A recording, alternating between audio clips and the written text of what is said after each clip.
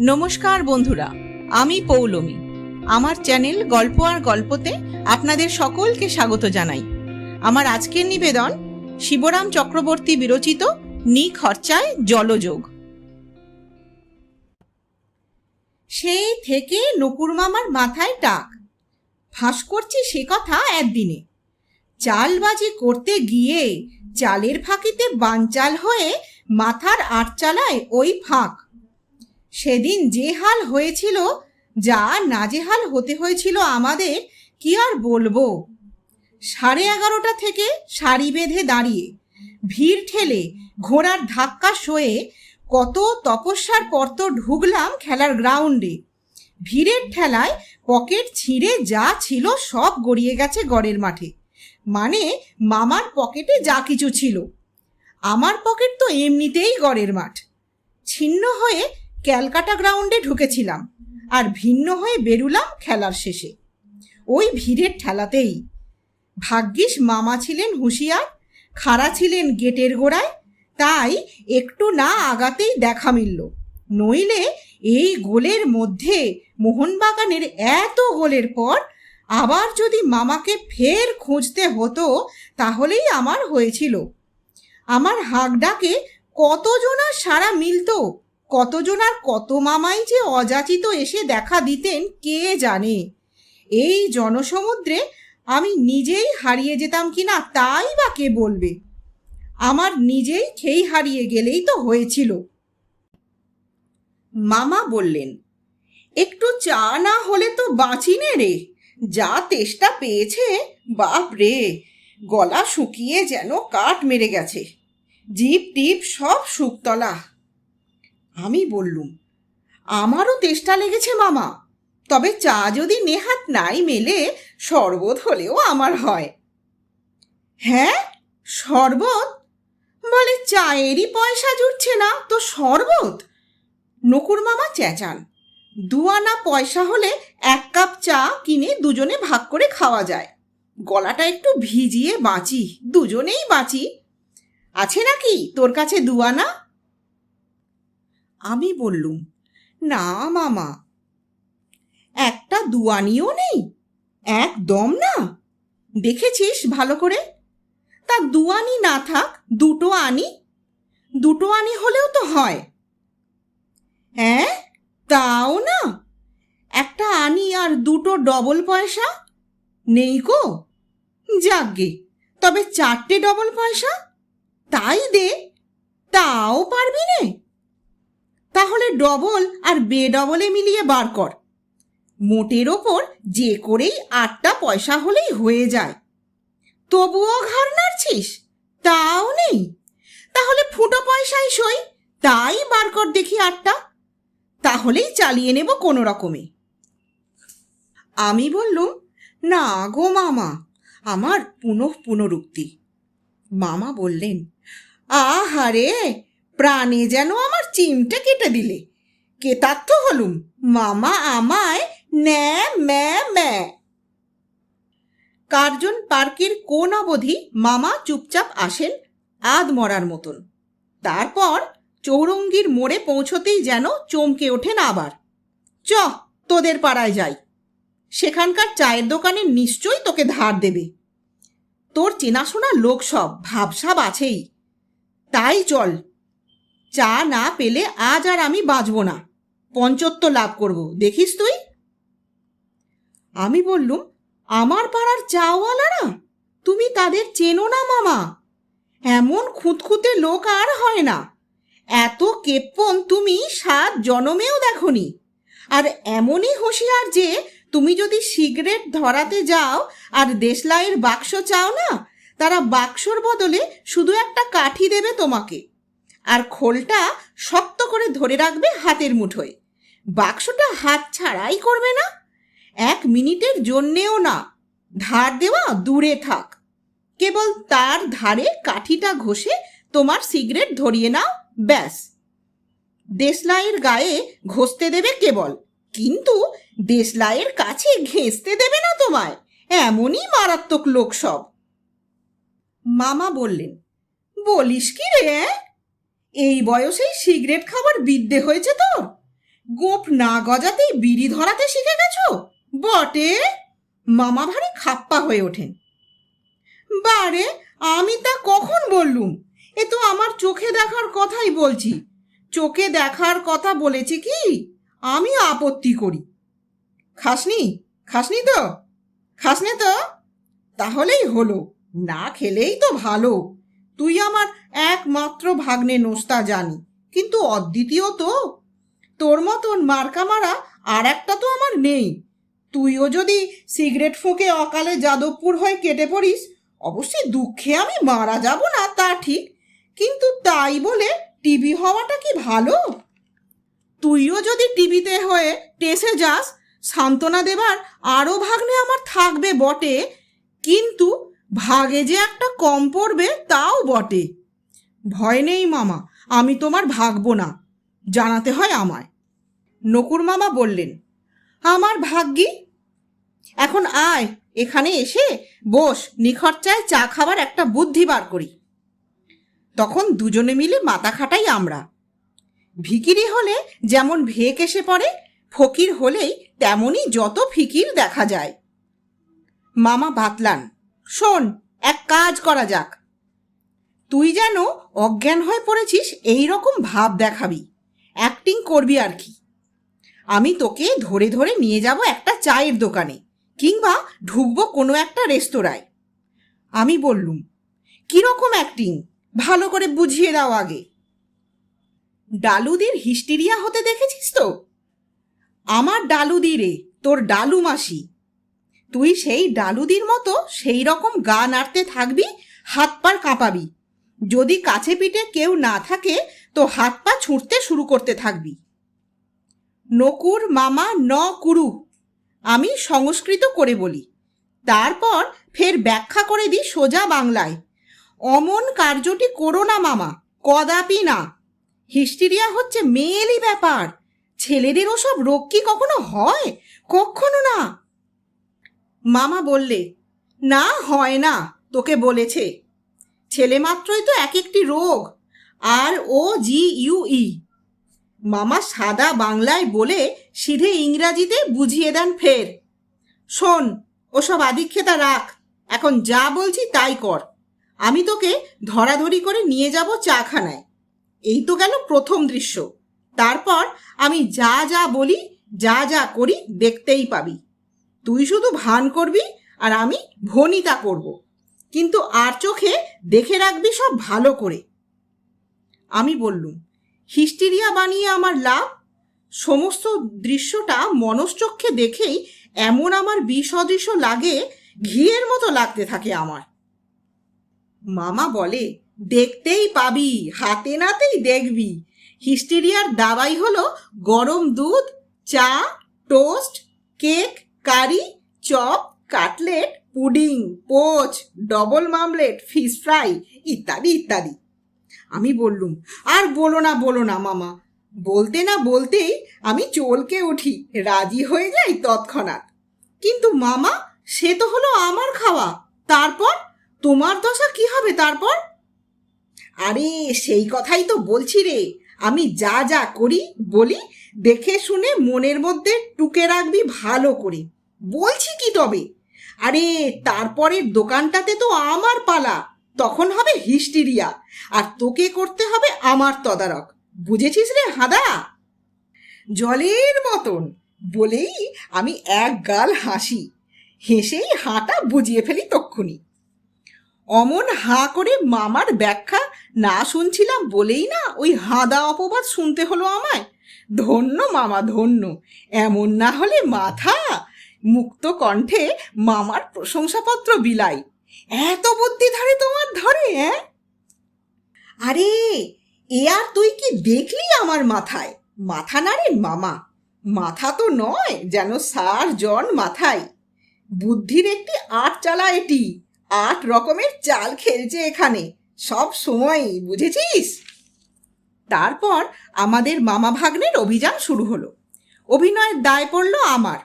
প্রাথমিক শুশ্রূষার ভার নিলেন মামা। বেন্টিং স্ট্রিট ধরে প্যারাডাইজ সিনেমার ধার দিয়ে আরম্ভ হলো আমাদের অভিযান। আমার হাত পা কাঁপতে থাকলো, ডালুবাসির মতোই যত ডালপালা নড়তে লাগলো আমার। দাঁতে দাঁতে লেগে গেল, চোখ বুজে এলো দেখতে না দেখতেই। নকুর মামা আমাকে সযত্নে ধরাধরি করে এক চায়ের দোকানে এনে বসালেন। চেয়ারটায় বসতেই আমি এলিয়ে পড়লাম। নকুর মামা যাতে আমি গড়িয়ে মাটিতে না পড়ি লক্ষ্য রাখবেন সেদিকে, আর জামার গলার দিকেই বোতামগুলো খুলে দিলেন আমার। দোকানের টেবিলে সেদিনের যে খবরের কাগজ পড়েছিল কাউকে একটিও কথা না বলে নকুর মামা তাই দিয়ে সজোরে হাওয়া করতে লাগলেন আমায়। আমিও উফ, আহ, ইহ, ইহ, এহ, ওহ, ওই, ওহ স্বরবর্ণের থেকে এই রকম এক একটা বিচ্ছিরি আওয়াজ বার করতে লাগলাম যে বলবার নয়। কাটলেট হাতে করে একজন এগিয়ে এলো। কিন্তু ছোটখাটো তো একটা হতে পারে, সেও তো খুব ভালো নয়, অন্তত দেখতে শুনতে ভালো নয় নিশ্চয়ই। দেখতে না, দেখতে ভালো না সে কথা ঠিক, সায় দিলেন মামা। শিরদাঁড়া বেঁকে যাওয়া কি কখনো দেখতে ভালো হয়? সে ভারী বিশ্রী সত্যি। চায়ের দোকানের ইতর ভদ্র সবাই এসে ঘিরে দাঁড়ালো আমায়। মামা আরও জোরে জোরে হাওয়া করতে লাগলেন আমায়। কি করলে সারে? ওষুধ টষুধ কিছু নেই এর? জিজ্ঞেস করলেন এক ভদ্রলোক। এর আর কি ওষুধ, এমনিতেই সারবে, একটু সময় নেবে খালি, এই যা। ধাক্কাটা কেটে গেলে সামলে উঠবে আপনি। তবে বলকর কিছু একটা ওর পেটে পড়লে তার আগেই হয়তো সামলানো যায়। দুধ টুধ আছে? দিতে পারেন একটা গরম করে একটু নিদেন, এক কাপ গরম চা হলেও চলে। এক গেলাস গরম দুধ এলো, চিনি মেশানো। এক পেয়ালা চাও পেলাম। চাটা আর আমি খেলাম না, অকারণ নষ্ট হয়ে যায় কেন, তাই কষ্ট করে মামাই সেটা মারলেন। সহানুভূতি পরবশ একজন বললে, আহা, শুধু দুধে কি হবে, একটু পাউরুটি ফেলে দাও ওতে, কিংবা একটা মামলেট করে দাও না ছেলেটাকে। পেটে কিছু শক্ত খাবার না পড়লে কি শক্তি আসে? মামলেট পড়লেই সামলে উঠবে মনে হয়। আচ্ছা আচ্ছা, আমি দাম দিচ্ছি, দাও ওকে একটা মামলেট। মামা বললেন, ডবল ডিমের মামলেট? বলতে মামা লেট খেলো না একটুও। মনে মনে আমি ধন্যবাদ জানালাম মামাকে, এই না হলে মামা।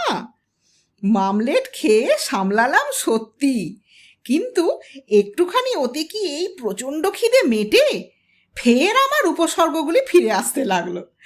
আবার আমি অজ্ঞান হবার মতো হলাম, এলিয়ে পড়লাম চেয়ারে, হাত পা খিঁচুনি শুরু হলো আবার। একটু ঘোলের শরবত করে দিতে পারো নে? এ ব্যারামে ঘোলটা যে খুব উপকারী। মামা বললেন, যেন একটু নিরুপায় হয়েই। অবশ্যই অভাবে মাংসের জুস কি মুরগির শুরুয়া হলেও হয়। চায়ের দোকানে আর ঘোলটোল কোথায়, অভাবে মাংসের ঝোলই এলো।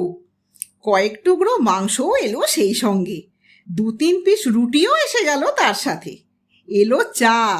খেয়ে টেয়ে সত্যি এবার আমি চাঙ্গা হলাম। পায়ে জোর এলো, গায়ে জোয়ার। এতক্ষণে আমার হিস্টিরিয়া ছাড়লো। উঠে দাঁড়ালাম আমি, ছাড়লাম সেই দোকান, পাড়ি দিলাম আর এক রেস্তোরাঁয়। এবার ছিল মামার অসুখের পালা। আমার সমস্ত দুর্লক্ষণ তখন দেখা দিল মামার, আর আমি তার হেফাজতে রইলাম। রেস্তোরাঁর এক কোণে মামাকে বসিয়ে গলার বোতামগুলো খুলে দিলাম পটাপট। খবরের কাগজের অভাবে নিজের শার্ট খুলেই হাওয়া করতে লাগলাম। নার্সিংয়ের আমার মেড ইজি এই শর্টকাট। অনেক লোক ছিল দোকানটায়, কিন্তু কেউ আমাদের দিকে লক্ষ্যটাই করলো না। মামা, তোমার উফ আহগুলো তেমন জোর হচ্ছে না, শুনতে পাচ্ছে না কেউ, ফিস ফিস করলাম মামার কানে কানে। তুই কি লাগিয়েছিস বলতো? সার দিয়ে পিটোচ্ছিস খালি আমায়, এই কি তোর হাওয়া করা নাকি? ফিস ফিসিয়ে জবাব দিলেন মামা। যা মার লাগিয়েছিস বাপু তোর জামার, আমি তো মারা গেলাম বলে ওরই এক ফাঁকে চট করে নিজের নাকে একটু হাত বুলিয়ে নিলেন। হাত পা খেঁচুনির আগেই মামার দাঁত মুখের খেঁচুনি দেখা গেল। দেখতে হলো আমাকেই। বারে, আমার রাগ হয়ে যায় সত্যি।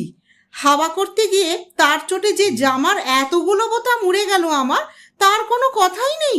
আমার এই স্বার্থত্যাগটা যেন কিছুই না। মামার এই সেলফিশনেস আমার ভারী খারাপ লাগে। তাহলেও মনে লাগলেও নিজের অভিমান দমন করে আমি বলি, চেয়ারে তুমি কাত হয়েছ ঠিকই, কিন্তু তোমার কাতরানি বাপু মোটেই ঠিক মতো হচ্ছে না একেবারে। দোকানের মালিকের কানে না গেলে কি করে হবে? তারপর মামা সত্যি সত্যি ছাড়লেন একটা যা। রাত বিরেতে ছাতের ওপর বেড়ালছানা যেমন ছাড়ে সেই রকম একখানা আওয়াজ। পটাপট আরও গোটা কতক বোতাম ছিঁড়ে গেল। আমার ছিঁড়ল আমার হাওয়ার ঠেলাতেই, কিন্তু আমি গ্রাহ্যই করলাম না। কারোর অসুখ বিসুখে নিজের লাভ ক্ষতির দিকে তাকালে চলে না। তাই আমি জামার দিকে তাকালাম না, মামার দিকেও নয়। মামা নাক মুখ সিটকালেন, কিন্তু কি করব? শক্ত রোগীকে কি কখনো জামাই আদর করা যায়? চি চি গলায় শুরু করে মামা তো হাউ মাউ করে উঠলেন শেষটা। অমন করে ডাকলে স্বয়ং মা জগদম্বাই এসে দেখা দেন, আর মিয়া না এসে পারে? এগিয়ে এলো দোকানদার। এ কি? এসব কি হচ্ছে এখানে? এটা কি তোমার ওস্তাদির আখড়া পেয়েছো নাকি? গলা ভাঁজবার আর জায়গা পাওনি? গানের কসরতের জায়গা এটা নয়, বললেন লোকটা। আমি জানালাম, অসুখ করেছে মামার। অসুখ করেছে তো এখানে কি? এখানে কি? ডাক্তারখানায় নিয়ে যাও। সোজা পথ দেখলো সে। ওই যে সামনেই তো ডাক্তারখানা, চোখের সামনেই তো, দেখতে পাচ্ছ না? আমি বলি, ওষুধে সারবার অসুখ নয় এ হলো গে হিস্টিরিয়া। ভালো মন্দ কিছু পেটে পড়লেই সারে। দেখছেন না হাঁ করছে কিরকম? দোকানদার বললে, হাঁ করছে? কুইনিনি হচ্ছে এর একমাত্র দাবাই। আছে আমার কাছে, এক্ষুনি আমি আনছি, দাঁড়াও। আমি তো দাঁড়িয়েই ছিলাম, কিন্তু মামা আর দাঁড়ালেন না। কুইনিনের নাম শুনেই তার হাঁ বুঝে এসেছিল। হাঁ হাঁ করে তিনি উঠে পড়লেন, সেরে উঠলেন চটপট। সরে আসতেও তার দেরি হলো না। 1 মিনিটও আর তিনি দাঁড়ালেন না সেখানে। তারপর আর একটু রেস্ট না নিয়ে এই রেস্তোরাঁ থেকে দৌড়ে আমরা বেরিয়ে এলাম। একটা দোকান অমনি অমনি চলে গেল আমাদের। যাকগে, গোটা বেন্টিং স্ট্রিটই তো পড়ে আছে এখনো। বহরে খাটো, দেখতে বেঁটে হলে কি হবে? চায়ের দোকানের কিছু কমতি নেই এই রাস্তায়। আর এই শহরেই বা কম কি? সব চাওয়ালাই তো এমনই ডাক্তার নয়, আর সবার কাছেই কিছু কুইনিন মজুদ নেই। পরের দোকানটাতেই মামার পেটে চা, মামলেট প্রভৃতিরা এসে পড়ে। আর পড়তে থাকে পরের পর। তারপর থেকে চলতে থাকে এমনি ধারা। একবার আমি পড়ি, মামা ওঠেন, তারপর মামা পড়ে, আমি তার শুশ্রূষা করি। মামার আর আমার সেবায় উঠে পড়ে লাগি পরম্পরায়। চলল এই রকম দোকানের পর দোকান। চৌহদ্দিটার চারধারে চক্কর মেরে চায়ের চক্রান্ত চলতে থাকে আমাদের। খেয়ে খেয়ে পেট ফুলে ঢোল হয়ে উঠল দুজনেরই। আমাদের জয় ঢাকও বলা যায়। বেন্টিং স্ট্রিটের মোড় ঘুরে কফি হাউসের পাশ কাটিয়ে যাই। সেখানে ঢুকতে সাহস হয় না আমাদের। কফি হাউসের মতন অত বড় স্টেজে অভিনয় করা কি চারটিখানি? অগত্যা স্যান্ডউইচ, পটেটো চিপ আর কাজু বাদামের মায়া কাটিয়ে চিত্তরঞ্জন এভিনিউ দিয়ে ফের আসি ধর্মতলার মোড়টায়। বেন্টিং স্ট্রিটের গোড়াতেই ঘুরে আসি আবার। চা খেয়ে খেয়ে মানুষ চাতাল হয় কি না জানি না, কিন্তু যেতে যেতে আর খেতে খেতে পথ ঘাট আর দোকানপাট কখন যে গুলিয়ে গেছিল আমাদের। আবার যে আমরা ঘুরপাক খেয়ে আগের দোকানেই ফিরে এসেছি তা খেয়ালই হয়নি একদম। চমক ভাঙল যখন টনক নড়ল দোকানদারের। আরে, এরা যে আবার ফিরে এসেছে রে, ঘুরে এসেছে আবার। দেখ দেখ, ফের সেই সেই হিস্টেরিয়াওয়ালারা।